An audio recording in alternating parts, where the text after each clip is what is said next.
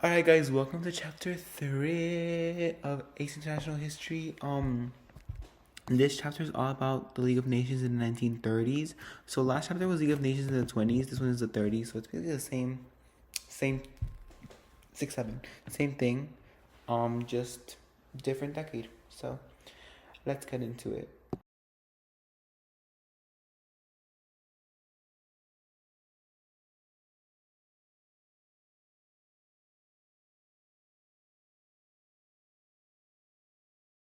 Okay guys, so 3.3a is all about the economic and military reasons why the European countries decided to take on appeasement.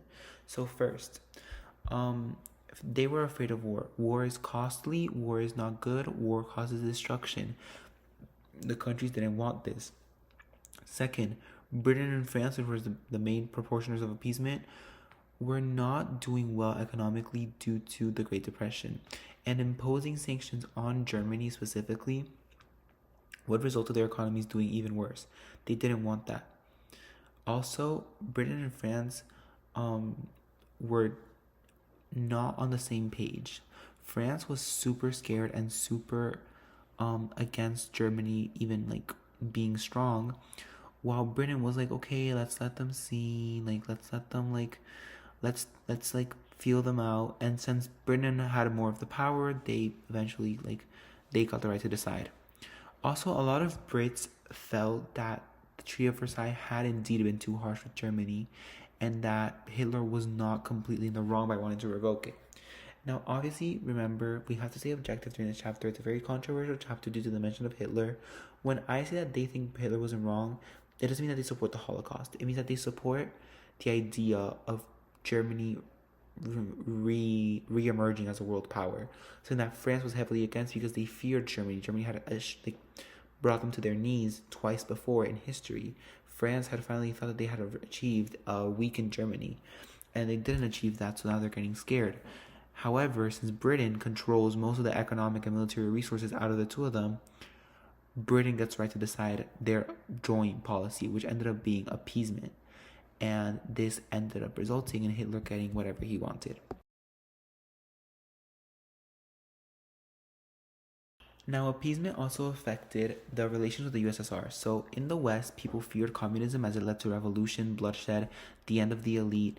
All of the monarchies like Italy, Britain, and even elitist republics and imperialist republics like France feared this a lot. Same as Germany. Like, everyone was afraid of communism. No one liked communism. And the USSR really made this made Stalin hate the League of Nations at the beginning, as he saw it as supporting imperialism and like underestimating communism and like making it seem like a bad thing. So he really, of course, didn't like them. And also, um, once Germany and Japan started getting strong and they signed the anti-Comintern Pact, and they seen like they were leaning towards heavily anti-communist ideologies, the USSR felt surrounded, and this led to them joining the League in 1935. And after this, Stalin really prioritized forming better relations with the West, kind of like being more of a statesman rather than a political ideologist. So it's been like him toning down his foreign policy of expanding communism in order to gain a foreign policy of favorability in the West. Really intelligent strategy on his part. However, Britain, due to past history with independence move with the USSR funding independence movements in India, and the USSR just being super anti-imperialist, Britain was not really looking forward to an alliance with them. However, looking at how the world was looking and looking at how things were evolving, the USSR seemed like a likely ally for Britain and France due to their military powers and capability to counter Germany if Germany got too strong and decided to attack them militarily.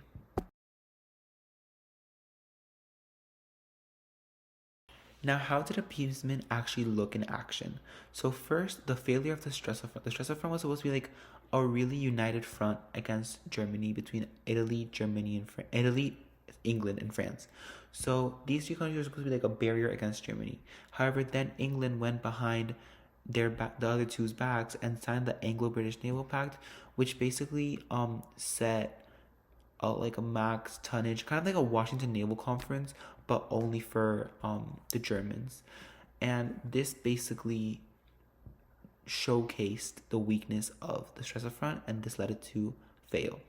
Then, when Germany rearmed the Rhineland in 1936, openly defying the Treaty of Versailles, there was no opposition. Well, why? Because of the reasons we discussed before. They were in no place to refute this militarily, and also when France was like, "Oh, I do not like this new threat on my land," the British were like, "Calm down. We were really unfair in asking to demilitarize the Rhineland," and the French were like, "I don't like." Britain was like, "Shut up. We call the shots." So then it was like, everyone was like, "Ooh, okay." And then basically that's all that happened. The UK, the British, were not agreeing with what Hitler was doing, but they didn't see it too unreasonable yet.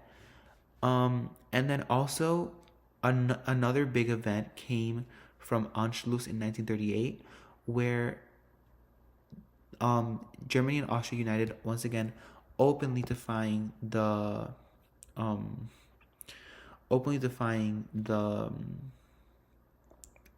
thing. Oh my god, guys, stop. Openly defying the Treaty of Versailles, and they eventually just let it go, and just they were like, no, because the Austrians wanted it, and self-determination and Wilson and all that. And basically they made it seem like Anschluss was a bilateral agreement. A bilateral agreement is an agreement made between two parties without consultation with others. So they were like, we don't have any right to get involved in their self-determination as German peoples just uniting. And he saw it as a bilateral agreement. So there was no harm in it. So they saw it as a harmless thing, which inevitably would end up being the reason why Germany would take advantage of this peacefulness.